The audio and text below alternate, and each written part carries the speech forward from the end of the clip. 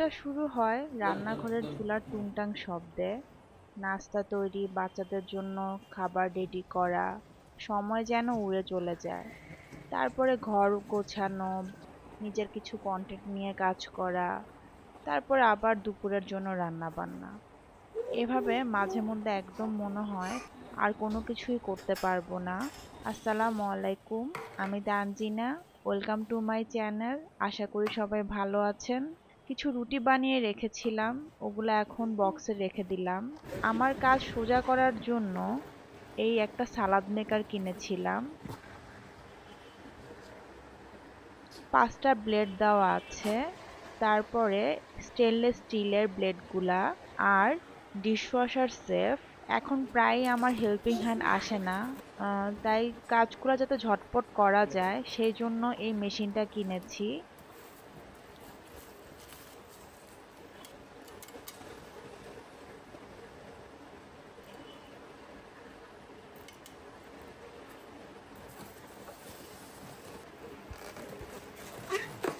কাজ করার সময় যাতে স্লিপ না কাটে সেই জন্য নিচে রাবারের স্ট্রিপ দেওয়া আছে।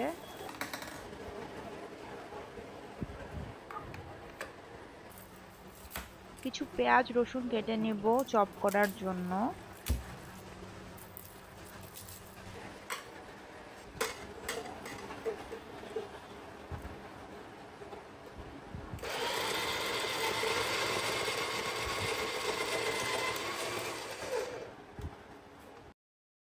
পেঁয়াজগুলা কিন্তু খুব সুন্দরভাবে কাটা হয়েছে, তবে চারদিকে একটু ছড়িয়ে যাচ্ছে।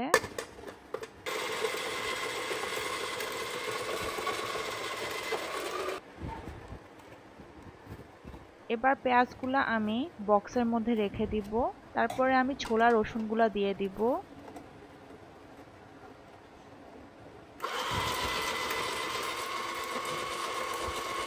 সুন্দর করে চপ হয়েছে, তারপর আমি একটু ছোট ছোট পিস করার জন্য আবার চপারে দিয়ে দিব।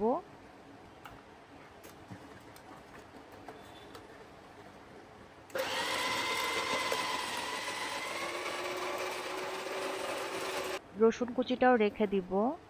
তবে আমার কিছু সমস্যা মনে হয়েছে, তার মধ্যে একটা হলো চপ করার সময় চারদিকে প্রচুর ছড়িয়ে যায়, নিচের সেকশনটা ওপেন করা যায় না, যার কারণে ভালো মতো ধোয়া যায় না। আজ যেহেতু একটু টায়ার্ড আমি, তাই বেশি কিছু রান্না বান্না করব না। ম্যাঙ্গো স্টিকি রাইস রান্না করব। তার জন্য স্টিকি রাইস 1 পটের মতো আমি 2-3 বার ধুয়ে চুলায় বসিয়ে দিলাম। যদিও লেখা ছিল 1 পট চালের জন্য 1/2 পট পানি দিতে, কিন্তু আমার 1 পটের মতোই পানি লেগেছে।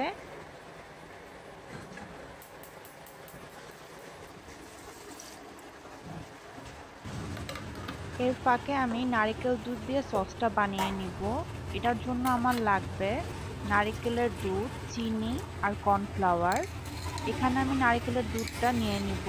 তারপরে আমার পছন্দ মতো চিনি দিব। আমি 1 ক্যানের জন্য 4 চা চামচ চিনি দিয়েছি। আপনারা মিষ্টি বেশি খেতে চাইলে আরও দিতে পারেন। আর 1 চা চামচ কর্নফ্লাওয়ার মিক্স করে নিয়েছি। এর ফাঁকে ভাতটা বলক চলে আসছে, আমি চুলাটা কমিয়ে দিব। আর অন্য চুলায় নারিকেল দুধের মিশ্রণটা বসিয়ে দিব। হালকা ঘন হওয়ার পরে অর্ধেক মিশ্রণটা আমি ভাতের সাথে দিয়ে দিব। তারপরে আবার 10 মিনিটের জন্য দমে রাখবো। মুসাইফার জন্য একটু চকলেট কেক বানাবো ও টিফিনের জন্য। 4টা ডিম আমি সামান্য চিনি দিয়ে বিট করে নিচ্ছি।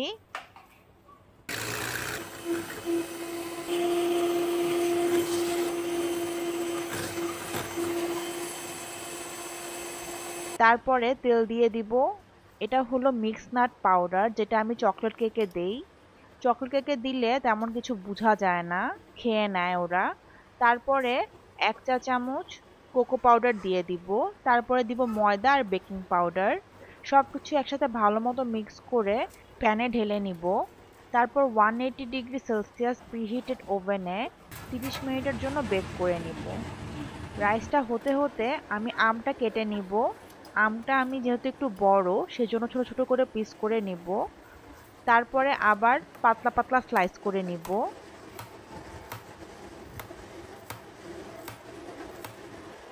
নতুন এই প্লেটটা কিনেছি। পলকা ডট দেওয়া আছে, খুবই কিউট। একটু নতুন যেহেতু তাই একটু ক্লিন করে নেব। তারপরে ম্যাঙ্গো স্টিকি রাইসের জন্য যে রাইস বানিয়েছিলাম সেই রাইসটা দিয়ে দিব, সাইডে দিয়ে দিব কেটে রাখা আমটা, উপরে দিয়ে দিব নারকেলের সেই সসটা, তারপরে দিয়ে দিব সাদা সেসিমি সিড আর কালো সেসিমি সিড। খেতে বেশ মজা হয়েছিল।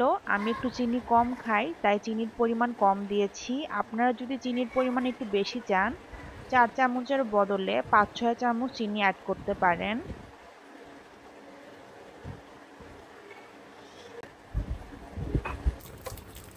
এদিকে কেকটা হয়ে গিয়েছে। এবার আমি কেকটা একটু গর্ত গর্ত করে নিয়ে 1 গ্লাস দুধ দিয়ে দিব। দুধটা ঠান্ডা দুধ দিব।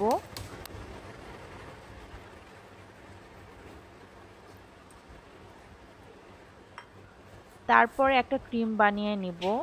আমি এই কেন্ড ক্রিমটা ইউজ করি, যেহেতু আমার চকলেট ক্রিমটা নাই তাই আমি ব্যানানা ক্রিমটা নিয়ে তার মধ্যে 1 চা চামচ কোকো পাউডার দিয়ে আর সামান্য ঠান্ডা পানি দিয়ে বিট করে নিব।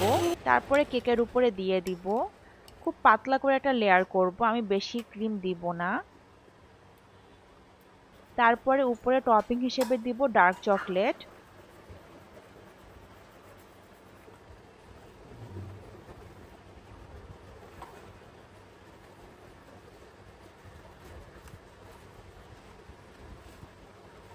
তারপরে ছোট ছোট পিস করে কিছু সুগার কুকিজ দিয়ে দিব।